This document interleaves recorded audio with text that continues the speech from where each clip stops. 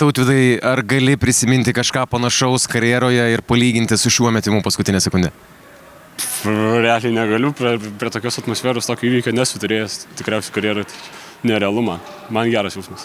Kaip pačiam viskas atrodė aikštelėje, kaip ten šokai priimti kamulio tada ir kaip po to atakavai krepšį, kaip viskas iš vidaus atrodė? Jeigu atvirai, mesdamas krepšį net nemačiau, tikėjausi, kad įkris ir tiek realiai.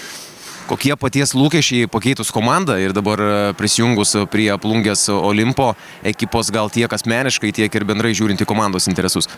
Mano tikslas atėjo iš čia duoti energijos. Aš tą bandau duoti aikštelį, tiek ant suolo, tiek rūbiniai visur.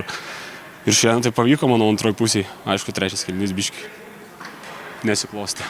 Apie tarpusavio sinergiją su sirgaliais. Tokioje atmosferoje turbūt rungtyniauti vienas malonumas kiekvienam krepšininkui. Ką galima apie juos pasakyti ir padėkoti? Čia tiesiog pasako, taip mus palaiko, kai turim -16, kiek ten turėjom. Vis tiek Ošio arena palaiko mus. Čia tiesiog pasako, ačiū sirgalim už tokią atmosferą.